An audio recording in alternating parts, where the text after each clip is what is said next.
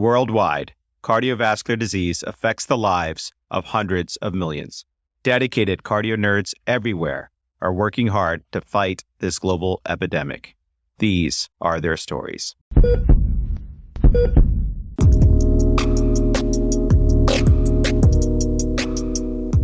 Hey Cardio Nerds, my name is Pacey Wetstein, and I am a proud CardioNerds Intern in House Jones.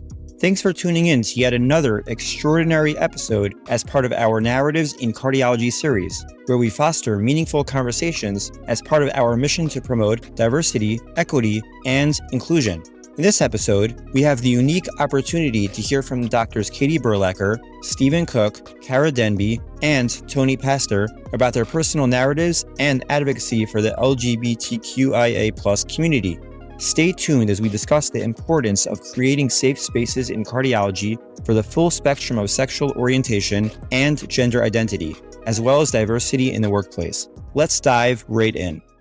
Hey, Cardio Nerds. Welcome back to the Pennsylvania ACC and CardioNerds Narratives in Cardiology series designed to promote diversity and inclusion in cardiology because our differences make us stronger.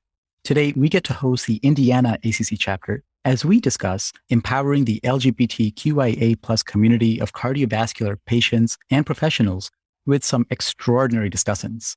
Doctors Cara Denby, Tony Pastor, Stephen Cook, and Katie Berlacher.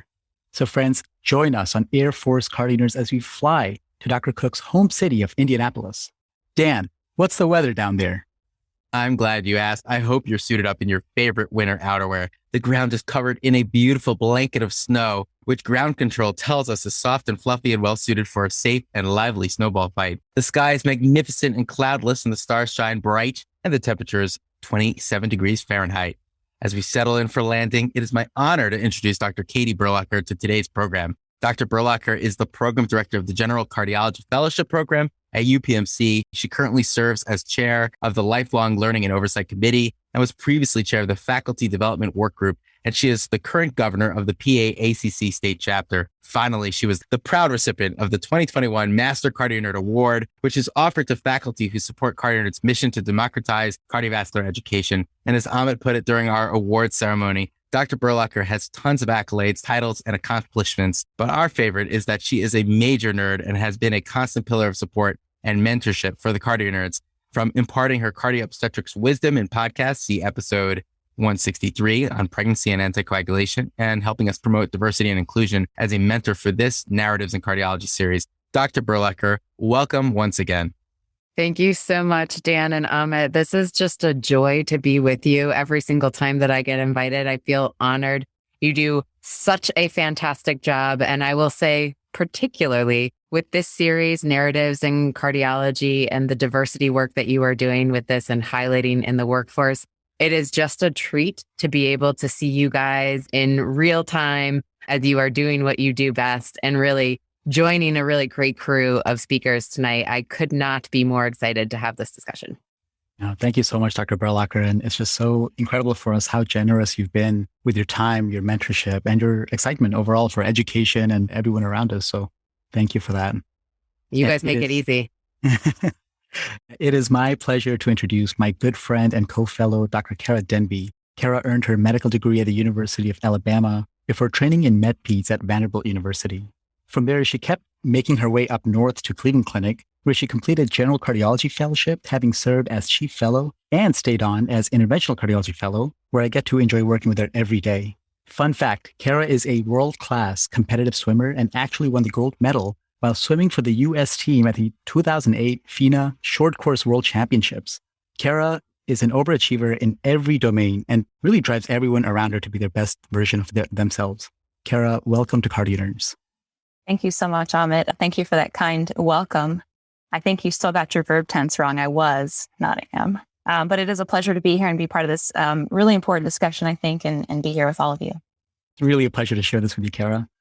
Next, I am so thrilled to welcome Dr. Tony Pastor. Tony spent most of his academic youth at Baylor College of Medicine, where he completed medical school, Med-Peds residency, and chief residency years. He then followed his dreams to cooler weather for cardiology and now ACHD fellowships at Boston Children's Hospital, Tony is also an educator at heart and was integrally involved, or rather has been integrally involved, with a wildly popular ACHD Fellows course organized by Drs. Carrie Schaefer and Michael Landsberg.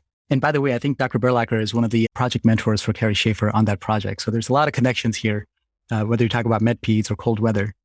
I'm also very happy to see that Tony is also contributing to the CardioNerds ACHD series. Yale Cardiology is so fortunate to have recruited Tony to be joining as ACHD and advanced imaging staff next year. So that is just incredible. Tony, it's been amazing connecting with you on various projects. Thank you so much for joining us today. Awesome. Thanks so much, Amit. It's a very nice introduction. I'm just going to start off and say, Carrie, you're the most impressive Med-Peds person here, gold medal. Oh my gosh. And thanks, CardioNerds, for giving us the space to talk about this important topic. It's kind of, you told like little gay Tony back in the 90s that this was happening, I would not believe you. So I actually have the privilege of introducing Dr. Stephen Cook. Dr. Stephen Cook is a professor of clinical medicine, Division of Cardiology and Department of Medicine at Indiana University School of Medicine. He serves as director of IU Health Adult Congenital Heart Disease Program. He's a previous co-chair of the Adult Congenital Heart Association Research Committee, serves as a CEO task force on ACC health disparities and diversity, and is also a member of the ACC Diversity Inclusion Committee. He's a dear friend who teaches me about 80s music, and he's basically who I want to be when I grow up. So welcome, Dr. Cook. Awesome. Thanks, Tony. And thanks to everyone, Amit and Dan and Katie and everyone on the call tonight. I think this is such an important topic for kind of what I think is an underrepresented, but what I frequently refer to as a silent minority. So I'm really excited to talk about this topic tonight and to really remind everyone that to talk about our pronouns. I use the pronouns he, him, his, and to really remind all of our cardio nerds to share your pronouns whenever you walk into a room, or to ask people their specific pronouns as well. So I don't know if we want to go around the room really quickly and share everyone's pronouns before we get things started, if that's okay. I can start because I'm a millennial and I put them in my name, but so I don't know how to do things. Tony teaches me how to be more a millennial rather than what generation, who knows, X or Z, or who knows what I am. So I thank Tony all the time to help me on Twitter and everything else. So Tony, go ahead. I'll show you how to do it later. See, my pronouns are he, him. Mine are she, her. Mine are also she, her. And mine are he, him. And mine are he, him as well. Dr. Cook, thank you for that reminder. Really appreciate it. And you said that this community has been a silent minority, and hopefully with this, it'll be silent no longer. Thank you all so much for being here. And to set the stage, I'd like to share a terrific ACC.org perspective written by Drs. Stephen Cook and Tony Pastor, along with colleagues Drs. Matthew Carrazzo and Leah Reardon, titled Finding Our Voices, Building an LGBTQIA Plus Community Within Cardiology. This article profoundly begins as follows, and I quote, "We are 4 gay cardiologists, each in different phases of our careers, and each moved by the progress for the LGBTQIA individuals in our short lifetimes. We are proud physicians who care deeply and passionately for all our patients, just as you do." Tony and Dr. Cook, first off, thank you so much for sharing this eye-opening perspective, and it was the basis for a lot of how I planned this discussion today. But may I ask, what drove you to write this piece? And Tony, maybe we can start with you. Yeah, sure. So I think it was July of 2020 that Dr. Berlacher and Dr. Rosenthal actually published in Cardiology magazine an article specifically introducing the topic of LGBTQI plus health and the intersectionality between that and cardiology. And I think, we have to give like a lot of credit to Dr. Matthew Carrazzo. So he's the one who sort of brought the article to our attention. And I think the 4 of us were very excited to see the ACC commit to educating cardiologists on this topic, something we really haven't seen, any of the publications that they were putting out at the time. But I think that, and actually to backtrack, I want to take credit for the 4 of us meeting because I made a Facebook group of ACHD gay cardiologists. That's where my credit goes. But, when we were reading the article, we were sitting there thinking that this is like a great first step. And we were just so excited to see the topic being introduced. But we also were thinking, hey, look at us right now. We're like 4 adult congenital heart disease, gay men, all trained at different times, different locations around the country. And certainly there has to be, we're very subspecialized. Certainly there's more LGBTQ plus cardiologists out there. And what better way to share the experiences of our community than have people within our community write something. And so that's sort of where the drive came, and it sort of all came together under Matthew Cross's sort of guidance. The rest is kind of history. I don't know, Stephen, if you want to add more to that. Yeah, I agree. I think that Dr. Carrazzo really spearheaded this effort. I think that we all agree that we are excited to see the ACC finally recognizing the LGBTQ community and the idea of recognizing cardiovascular disease in this community. But I think that there are other things that we also recognize, which is the lack of the perspective of the LGBTQ cardiologist. And that's what Tony was alluding to. And I think that there's so much data about minority stress and how this is associated with poor quality of life or increasing psychological distress and even substance abuse. And today, more than ever, we know that there's a growing body of literature, even demonstrating disparities in mistreatment, humiliation, sadly, even suicide and burnout amongst our LGBTQ healthcare professionals compared to our non-LGBTQ peers. And this unfortunately wasn't highlighted in this article. And I think that we really wanted to come together and share our experiences, because I think this is equally important to not just this is our patients and our physicians that are LGBTQ. So I think that we wanted to take it upon ourselves to really bring out this particular point and say it took a long time for me to stumble into Lee Reardon and Matthew and Tony and be like, how many other LGBTQ healthcare professionals struggle with this same concept? And if we start like blasting or amplifying this message, then it'll be so helpful to pipeline other high school students, medical students, residents. Gosh, maybe I'm an LGBTQ person who's interested in cardiology. They're never going to get this messaging, or they're going to go into primary care or psychiatry because it's safer than cardiology. So this messaging we thought really had to start getting out there. But I have to applaud my colleagues for, getting this ball rolling. You both really bring great perspective here, and I'm really interested to hearing more. But before we go any further, just so that we're all speaking the same language, how about we define the different ways in which our colleagues and patients may self-identify? So for example, LGBTQIA+, Kara and Dr. Berlacher, would you help us define the individual letters within this umbrella? Maybe, Kara, you go ahead and start. Sure, Dan, I'd love to. It is a bit of an alphabet soup, and I think confuses a lot of people and makes people uncomfortable and not knowing what label to use and what they all mean. So I get the easiest letters, I think, the ones that more people feel comfortable with. So L refers to lesbian, typically. So all of these terms, all of these terms refer to a person's sexual orientation. And so a sexual orientation describes a person's emotional, romantic, or sexual attraction. And so I think that's important to know. So lesbian typically refers to a woman who's attracted to the same gender, so another woman. Gay typically refers to a man who's attracted to the same gender, so another man. I think it's important also to say that the term gay also can be used more generally to describe people who are attracted to an individual of the same gender. And so that term can be used more freely or broadly. And then bisexual is our B, that typically will refer to a person who is attracted to the same gender as well as the other gender. And then I think a few related terms that kind of fall more into that category are pansexual or omnisexual. So being attracted to an individual regardless of gender, being just attracted to who the person is rather than the societal box that they fit in, I guess. That leaves me with the hard letters, I think, or the harder letters that to be honest, I thought as I was preparing for this, I was like, I know what all of this mean.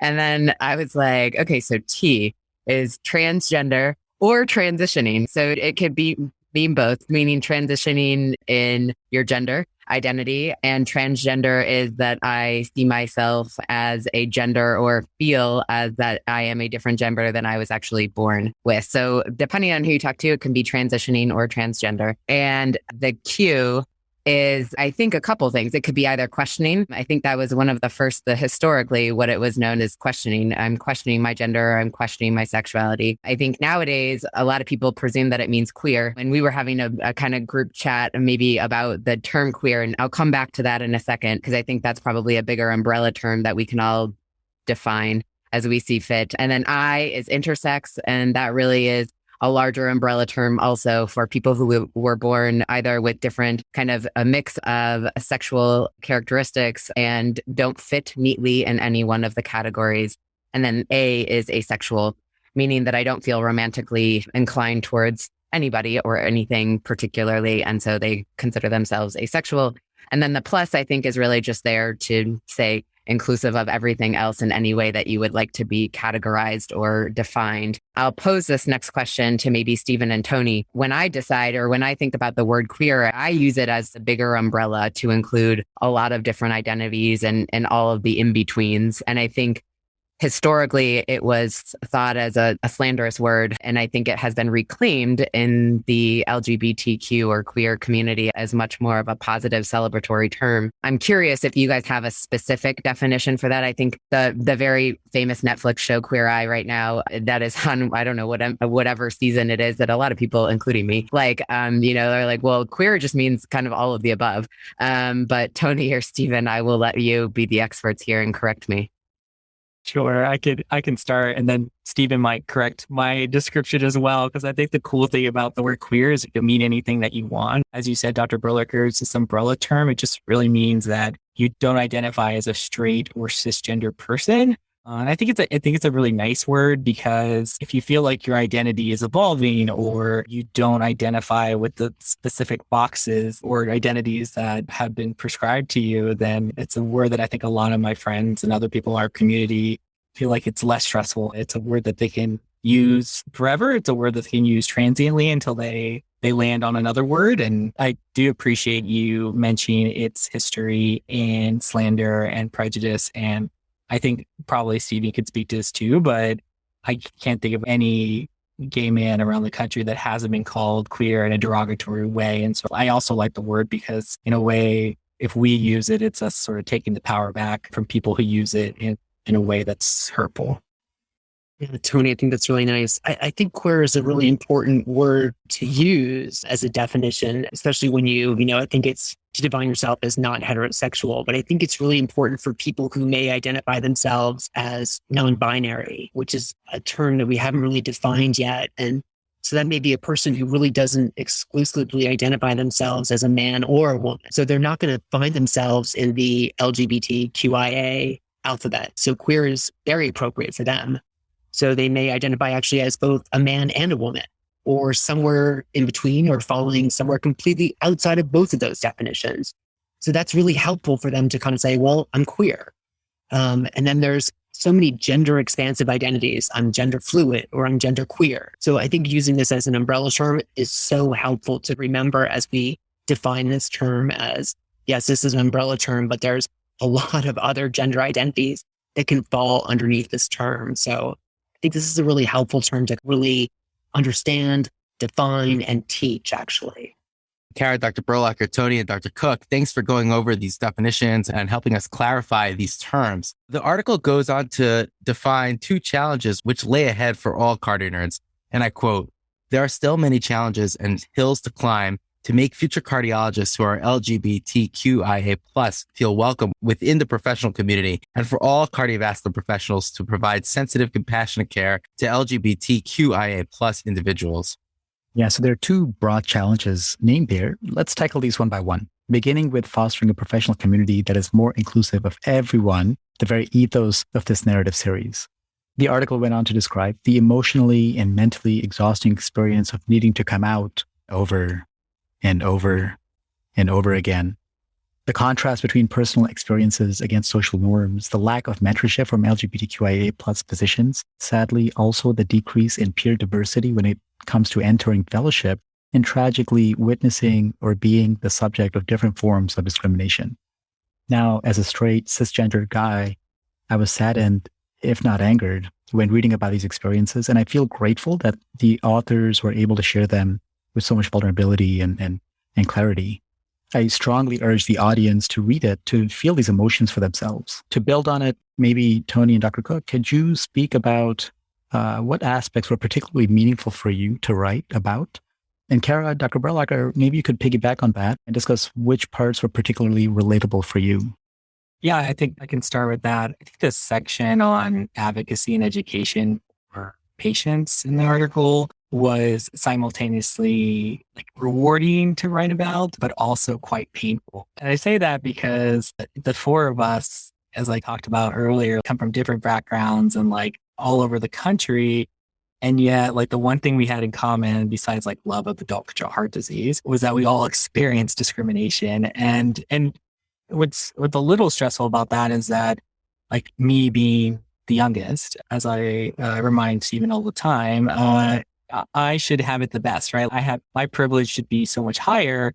And yet I have stories of being discriminated at every level of training, from med school on to fellowship. And I think naive me, moving from Texas to Boston, thought I was going to come to a mecca of a city that we're all going to hold hands and sing Kumbaya, and there would be no prejudice here. And I think what I learned early on is that homophobia is everywhere. It's pervasive in every city. It's pervasive in our medical field. And I think what's really hard about being a physician and dealing with that prejudice is that when you have patients that identify as LGBTQ+, and you see them getting discriminated by your colleagues or nurses or physicians or whomever, you have this sort of tax, this obligation to educate, like, whoever you're with and protect them.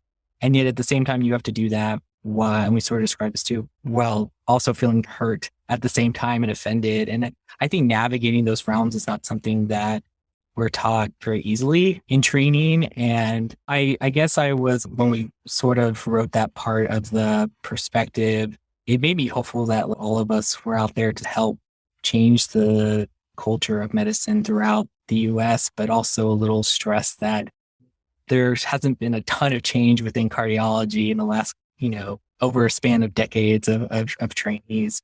But yeah, that's sort of the section that kind of was most difficult, or was most memorable to sort of talk about in this article. So for me, writing this article, there was a kind of just one small paragraph, but probably very impactful to me, was the paragraph that was dedicated to providers who are working alongside of LGBTQ colleagues, whether they're out or not, and being mindful of microaggressions that are directed towards this population, similar to what Tony's saying. I think it's so easy to think about women in cardiology and we think about sexual harassment, but there's so many other types of harassment that I think we just don't think about. When I think about harassment for the LGBTQ population, there's types of harassment called gender policing harassment. This is a form of gender harassment that's characterized by negative treatment just by deviating from one's traditional gender role. And this is something that I've definitely experienced. As I like to tease Tony, I've been out since, who knows, the late 1970s. I was the last one as a medical student to be picked by the surgical team to do a case because I wasn't acting man enough. So that's gender policing harassment. They pick all the other guys on my team to go to the cases and I'd be the last. It's like being picked last for kickball, which I was also picked last for kickball, but I was okay with that. And there's heterosexist harassment, which is targeting individuals who deviate from the norm from just being LGBTQ or also by perceived as being such. So there could be a guy working alongside of me who's not gay, but is being harassed because somebody thinks they're gay, which is just as bad as far as I'm concerned. The one point I couldn't drive home hard enough is, how do I be a good ally? And this is something that CardioNerds really need. And this isn't just cardiology fellows. This is medical students, residents, faculty, attendings. Everybody in the department needs to be a good ally and treat patients with respect. And this is something that we just all have to learn how to be better humans, really. So I really want to thank you guys for writing this article. I think being a gay cardiologist myself, we'd never hear voices similar to mine. And so I think it was a really impactful article. I resonated with a lot of it. I think the whole idea of coming out on a daily basis is something that I experience a lot with colleagues, with patients and their families. I get often asked, oh, what does your husband do? Because they see that I have a wedding ring on. And it's like, oh, learning how to kind of very gracefully tell them, oh, actually, I don't have a husband, like I have a wife. I think it's navigating that has been very challenging. And I also have noticed, hesitation sometimes with patients and their families to disclose that, just for the fact that I don't know how that'll affect my patient, provider relationship. Just at least hearing that other people are going through that struggle has been really big. Similarly, the idea of mentorship, to know that there are other people, feeling similar things in this field is really, really helpful. I work at a really large institution, and there are zero out cardiologists other than me and one co-fellow. And so, there's no discussion about it. Like, I don't feel discriminated against on a daily basis, but like there are, comments here and there, and there's just different things to navigate. But I think having a more vocal presence is really important to trainees, to other, colleagues that we have along the way. And so I really applaud you guys for writing this. And I think it was really a great way to initiate this conversation. Yeah, I'll say that again. Thanks, guys, for writing this. I started dating women when I was in high school, and I got outed. Somebody outed me to my parents, and then I had to have a super awkward conversation and be like taken down to the basement. And, that was my like first time. And then I dated men and women for probably decades. And so I got tired of coming out. That's really what ends up happening. By the time I got to residency and fellowship, I was like, screw it, I'm not going to have this conversation anymore. Like, I'm just going to like date and I won't tell people. Right. So I didn't actually get married until last year. And I married a man. And now, people are like, oh, so now that means you're straight. But that's not how it works. Right. And I think for a long time, I just didn't talk about, I played the pronoun game, right? Where you just like, I'm dating this person, right? Kara's laughing because she knows where you kind of, it was before non-binary was like super cool and in, and we didn't talk about pronoun uses all that much. And so I just called everybody that I was dating they. And then I only told a handful of people that I was close friends with who I was actually dating. And then it was a lot of discussions. They're like, well, I'm confused. So then I had to talk about, because, gay and lesbian is actually in the LGBTQ community a little bit more well understood. And then the bi, when you go back and forth, was hard for a lot of people. And I just got tired again. So I had been quiet for a very long time. And then I saw this article and I was like, man, I'm ashamed of myself for being quiet. So thank you, Stephen and Tony and the rest of you guys for really finding my voice again, because I lost it for a little while and then wanted to come back and just say it again, even though I am in seemingly heterosexual relationship. That's not been my entire life. And so I think it gave me the courage to just be out about that to all of my division. And I think it's made a difference to my fellows in general, not only for those who identify as gay or lesbian or bi or anything in between in the queer category, but also for those that have family members. I'm now the person that gets referred to, patients referred to them just because they see me as an ally. And Stephen, I think it's really important for all of us to use that voice, whether or not it's your own identity or somebody else that you know's identity, but, to be kind of verbal about that. Kara, it makes me a little sad that there's not others out there. I'm pretty sure that there's somebody exists that's just not, quite as comfortable as you are. So I'll end just by saying thank you, because it reminded me that that's where we need to live now. So thank you all for sharing your powerful perspectives and educating all of us about areas where we can really ally and bolster our support for the LGBTQIA plus community, and also highlighting very important areas of frustration. And I'd like to turn towards our second challenge for all the cardiovascular professionals who provide sensitive and compassionate care to the LGBTQIA plus individuals. This community of patients likely have unique risks, both psychologically and for some with implementation of gender affirming care. Our traditional educational curricula do little to equip us to adequately care for them, and many lack the understanding to provide sensitive and compassionate care. Now, the LGBTQIA community warrants special consideration when it comes to improving their cardiovascular health. Perhaps the best example of recognizing this came from Europe with the 2021 ESC Cardiovascular Prevention Guidelines, specifically discussing integrating sex, gender, and gender identity in our approach to risk assessment and management. And that document also went on to specifically highlight the paucity of data when it comes to cardiovascular disease in the transgender population. Now, Kara, I know you've done some incredible work looking into cardiovascular risk in the transgender population, and you've went on to further raise awareness by presenting and publishing your findings. Would you care to share a little bit about the work you're doing and what you found? Sure, Amit. We set out to try and figure out how to better care for the transgender population in the heart center.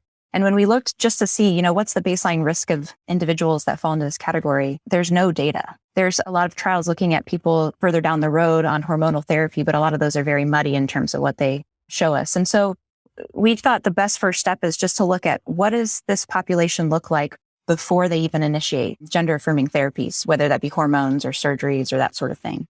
And so we looked at our multidisciplinary transgender center we took patients from the past 20 years. So it was about 400 total patients. The median age, I think, was about 30. So a very young population, and just tried to describe what does that population look like at the start when they first present to care for gender affirming therapies. And so we not only looked at our population, but we took that population and compared it to other published general populations using CDC data, NHANES, the National Mental Health Institute, all of these sorts of published data sets, just to see how does this population compare, similar age group. And so we found a number of interesting things. One was just reaffirming data that we already knew. The rates of depression and anxiety are incredibly high in this population. I think depression is 4 times higher. Anxiety is 2 times higher. This isn't in our single center population. I think this is incredibly important because we know just data in the general population that mental health has huge cardiovascular impact. So that places transgender individuals at much higher risk. We found a lot higher rates of substance use, particularly tobacco, which we know is a huge modifiable risk factor for cardiovascular health. And so that was in every single category from young to old, much higher rates of tobacco use. We looked at both who had diseases that put you at risk for cardiovascular disease, as well as who had undiagnosed. So we looked at blood pressures in clinic. We looked at lipid panels. We looked at A1Cs, and we found there were a lot of undiagnosed diseases. And there's probably a lot of reasons for that. A lot of transgender individuals have a fear of the medical community. And I know we'll probably talk more about that down the road, but this may be their first visit to healthcare in a long time. And they present because they are seeking these gender affirming therapies. And this is a great time to diagnose and hopefully intervene. The thing that we found that was interesting, we used the ASCVD risk calculator as well as QRisk-3, which is validated in the UK, but it's a similar population to us.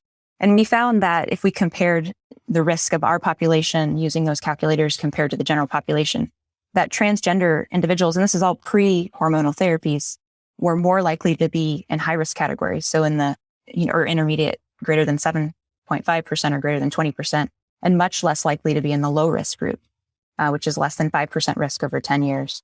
I think that was interesting because our population was incredibly young. And so I think there's a lot of questions about why are these really young people at such high risk for cardiovascular disease? And I think it's multifactorial. And I think Dr. Cook already alluded to a few of those things in terms of just minority groups having higher risk. But I think this is just the first step in saying, yeah, this is a high risk population. They probably have a lot more risk than we expect just given age.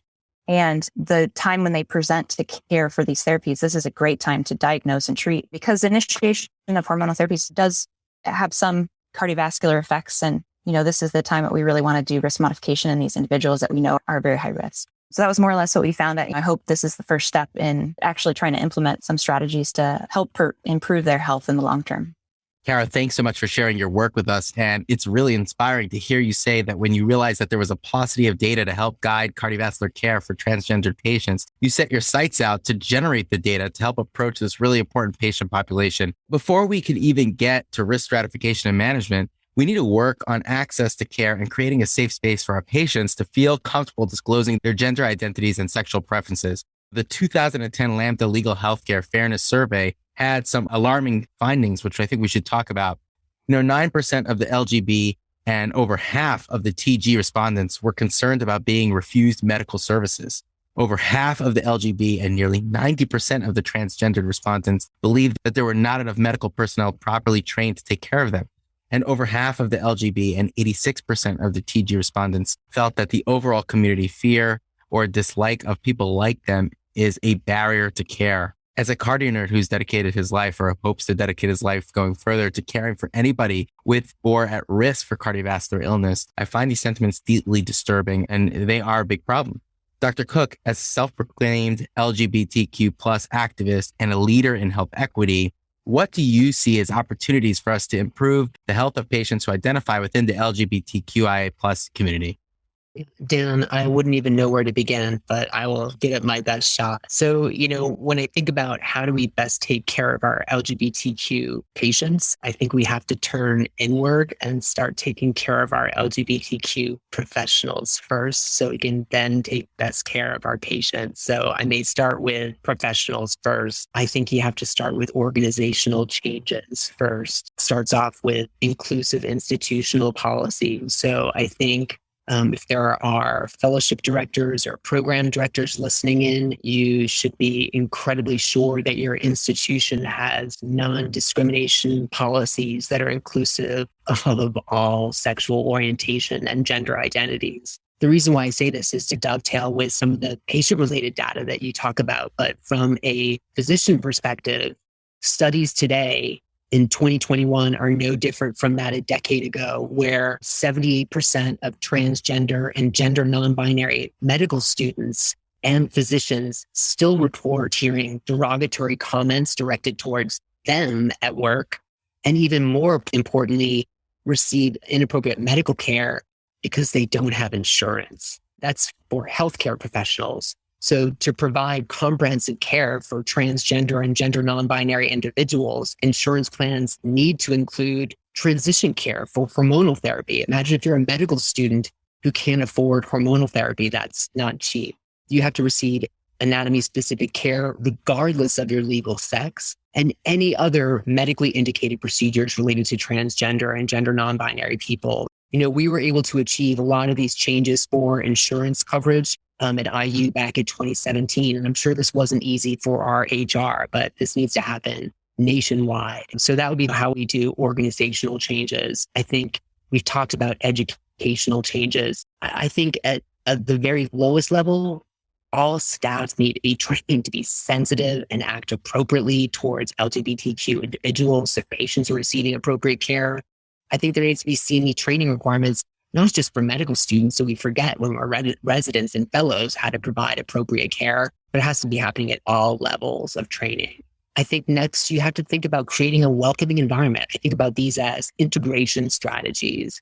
I would ask all of you to kind of look around at your facility and think about what it would be like to be an LGBTQ patient, to walk into your cardiology clinic and then go to the bathroom. Is that a welcoming bathroom? What do your bathroom signs look like? Are your healthcare brochures even inclusive? Are there 2 men holding hands? Are there 2 women? Is there a trans patient on your brochure? Probably not.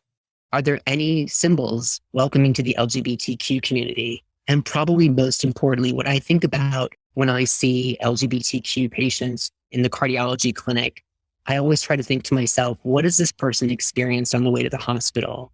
Discrimination, domestic violence. So important, because what are they feeling as they're sitting in my office? And how can I reach out to that patient and just talk about other issues besides cardiology? And lastly, and most importantly, and hopefully this is something that maybe Kara did during her study, is that we have to grossly update our intake forms and our EHRs to include SOGI data. We're desperately behind the times. Because when I think about this, there was an announcement back in October 2015 by the U.S. Centers for Medicaid and Medicare requiring all electronic health records that are certified under meaningful use to collect SOGI data. However, this actually doesn't require any physicians to collect SOGI data.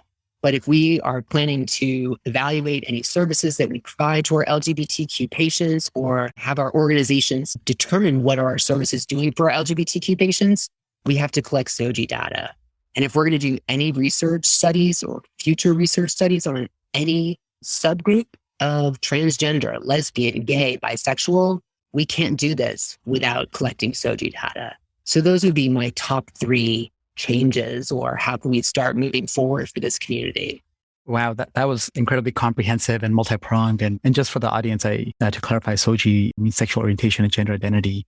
You raised some points that I personally hadn't even thought about. And I think that probably speaks to some unconscious biases that a lot of people hold, even when meaning well. So that it raises the importance of having these conversations deliberately and being intentional with our approaches. So moving on, in a survey of more than 26,000 U.S. medical student graduates, Samuels et al. Found that 5.4% self-identified as LGB. Compared to heterosexual peers, LGB trainees were more likely to report mistreatment and burnout.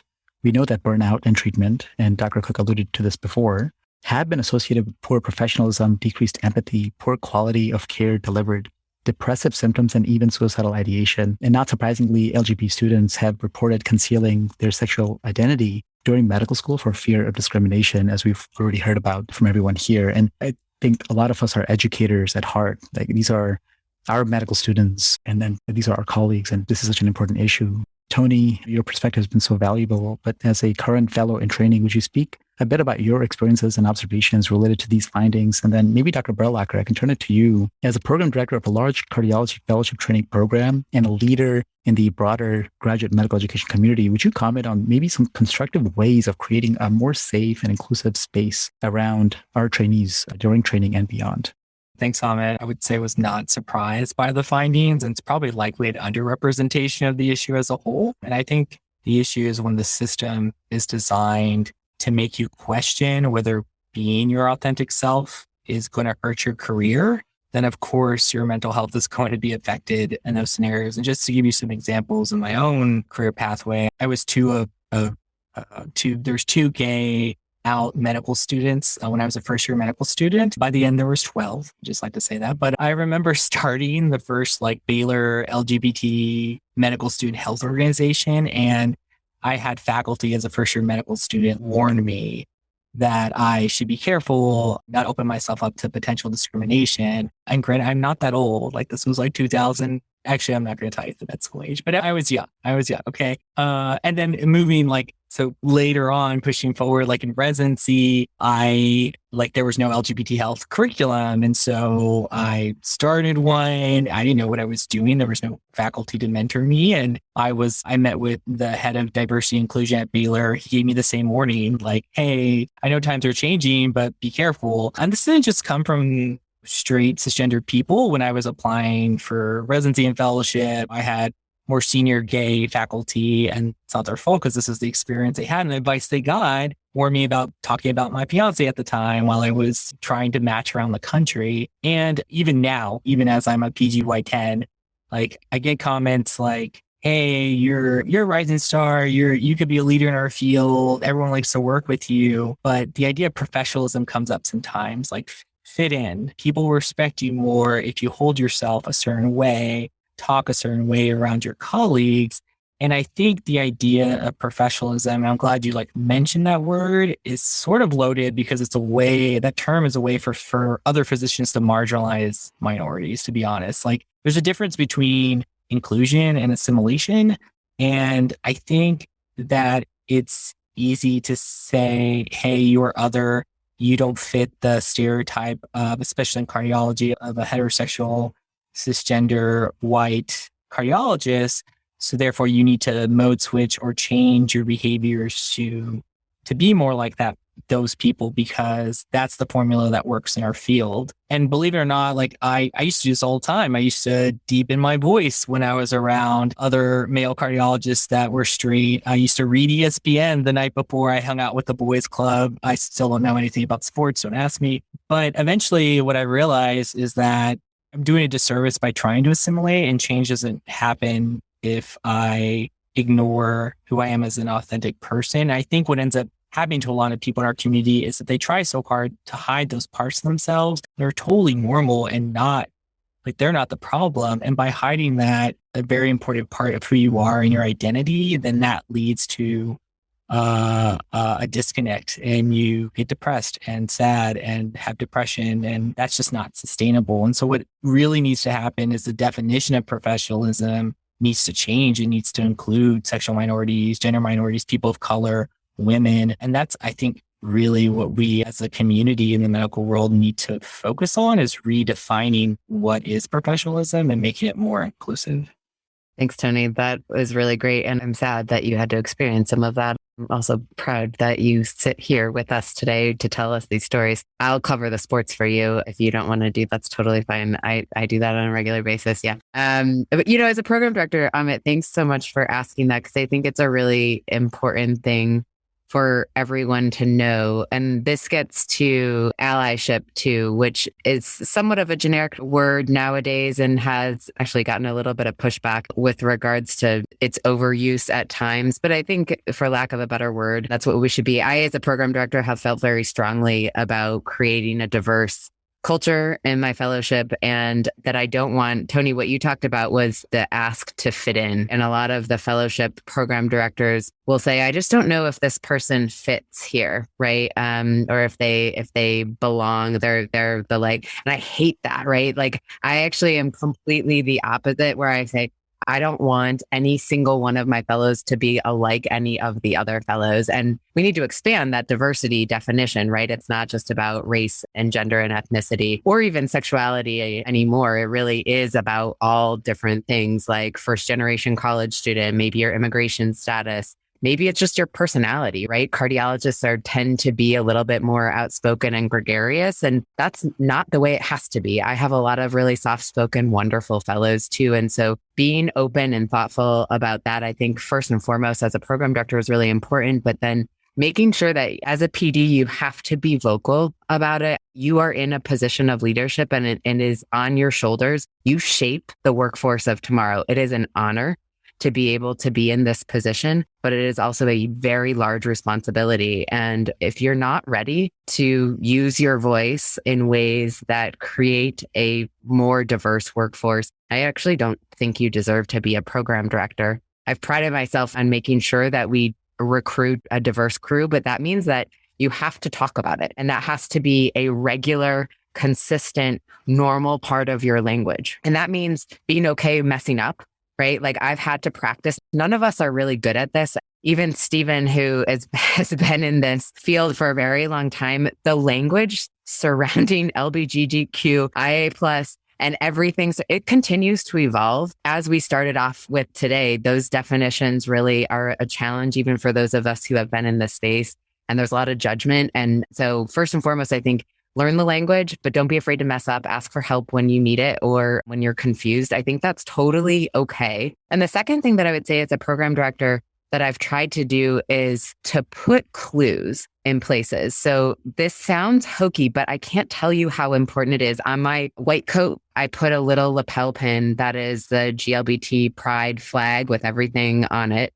And then in my office, sitting on my desk, I have children's books, and one of the children's books is John Oliver's Marlon Bundo, which is about a gay bunny rabbit marriage. It's wonderful. If you haven't read it, you should read it. But, that just kind of puts out a message that this is a safe space and that if you want to talk about it, that's okay. If you don't want to talk about it, that's also fine. But I want my fellows and my medical students and my residents and my colleagues and then my patients to know that I'm safe without having to say it in a corny or cheesy or somewhat awkward way. And I think that is what I want to say for everybody is if you can do one thing, just be the safe space. That's really all you need to be, and say it quickly and easily and then move on. It doesn't have to be a big deal or a hard coming out conversation every single time.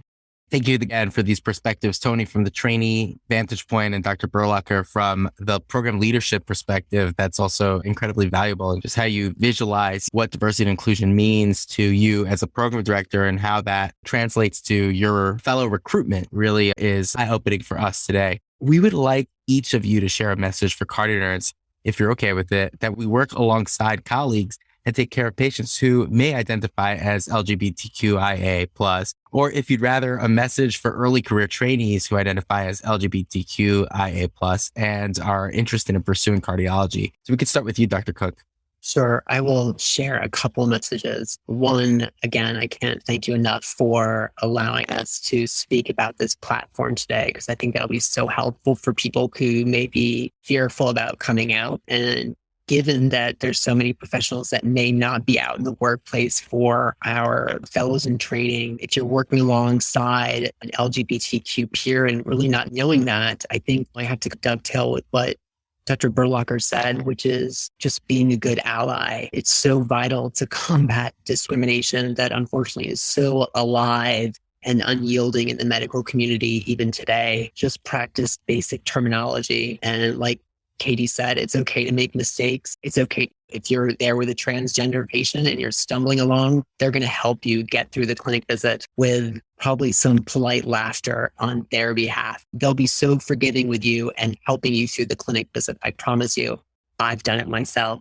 I would absolutely avoid assumptions about pronouns and marital status. We've all done this as a medical student where you walk into a room where there's a woman and a man and you say, oh, is this your wife? And it turns out to be their grandmother.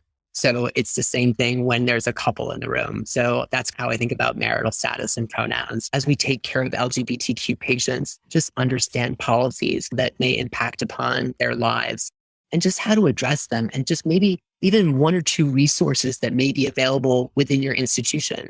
Where is the transgender clinic? How can they get help? Where is the HIV clinic? Because these may be people that came from all over the state that don't know where these resources are. I think for the trainee, just ask. If there's one thing that we need in the cardiology community, we need to start supporting and promoting sexual and gender minority diversity across all subspecialties, especially cardiology. This is only going to improve the care for our sexual and gender minority patients. So at our program, we actually have an out list of all of our faculty. So I am the queer cardiologist on the out list. Or if there's no cardiologist, I would ask to find out if there's a queer cardiologist. Look up the Gay and Lesbian Medical Association or GLAMA, or join GLAMA to find other cardiologists. Maybe there's one in Kentucky that you could reach out to. Just ask. It's not going to hurt. It's only going to be helpful for you to identify somebody that can help you promote your career trajectory. So thanks. Actually, Dr. Cook, I'm going to pose a question from one among the audience that relates a little bit to your message. Dr. Brody Deb asked, and I say, I quote, I have a practical question. Talking about salutations, do you use Mr./Miss when you don't know someone's gender preference? Do you call patients by their name rather than Mr. X or Miss Y? How do you approach that? I definitely go in and use their name first and ask what their pronouns are. Yeah, I've never gone into a room. I know they're a doctor. I may use their salutations first, but I'll go in and say their name. And then I just ask what pronouns you like. I usually say, hey, my name's Dr. Cook. I use the pronouns he, him. What pronouns would you like me to use today? That's the most easy way to do things, to get in the same level playing field. Great. It's hard to give advice after Dr. Cook, but I'll do my best. I think I have a lot of the same thoughts as Dr. Cook in terms of advice to colleagues. I think, number one, don't make assumptions. We are all different. Even if we have a different label than you, or we share the same label with someone else, that doesn't mean we're the same. So don't assume things, don't assume relationships, don't assume certain lifestyle just based on a label. Also, don't be afraid to ask questions. An actually well-intentioned question is always welcome. And I think, expresses that you want to be an ally and you want to be supportive and learn. And I think that's huge. My wife gave me some advice to share. She said, if you're a heterosexual colleague or cisgender, just remember that we're all actually a lot more alike than we are different. And so you may think, oh, I don't have anything in common with this person because they have a different lifestyle or they have a different title or they have whatever. But we're all actually pretty similar in so many ways. And so find that common ground and don't just start the relationship or the conversation off thinking I have nothing in common with this person, because you probably do. So I think that's good. I think for medical trainees, I would just encourage you, if you're out, great, be visible. If you're not, then I would encourage you to come out. I think things always seem a lot scarier than they end up being. But I think that the best thing we can do is just be visible and have conversations on a daily basis with people. And that's what's really going to slowly change opinions and the way we interact with each other. So I told Amit earlier, this is the most out I've ever been. I'm a pretty low key person. I'm obviously, people know I'm married to a woman and it's a common, we talk about things, but I've never been out on a national level. So that's going to be first for me. But I think just be authentically yourself. And that's where you're going to be the happiest and the healthiest. So that'd be my advice. Yeah, I love that, Kara. And I think that what I'm taking away mostly is to not make assumptions. And I was thinking about this when we were defining queer, and it's like in society, we really have a very binary divisions in our minds when it comes to sexual orientation and gender identity. And there's a lot of gray. And so I think people may not fit into a clear box. And so I love the idea of not making assumptions. And no matter where somebody lies in these gray areas, there really is a lot more we have in common with one another than we don't. So thank you so much for that. Dr. Berlacher, over to you. Yeah, thanks, Amit. This has been really great. As I've been listening to everybody, I think a couple of things come to mind. Kara, as you and Stephen were talking a little bit, I think one of the things that you said is to just remember that we have a lot more in common and find something in common with somebody. And I really want to focus, things don't change unless the majority actually changes. And really still LGBTQIA+, we're still a minority. And we really actually need everybody, those allies and others, to change the field and the culture and everything else for this to actually be different. We can do a lot ourselves, but we actually need the majority to help us. And so I think one of the things when we talk about implicit bias, you've used that word or that phrase a couple of times. One of the ways to combat our own implicit biases, and this goes not only for sexuality and non-binary genders or this field that we're talking about, but also goes for race and ethnicity, and all the other things that we've been talking about in this series, it's finding things that are alike, right? And that's how we really combat our own implicit biases. And truth be told, the LGBTQIA plus have their own biases too. We are not innocent by any means. And so I think owning those and finding likeness is really important.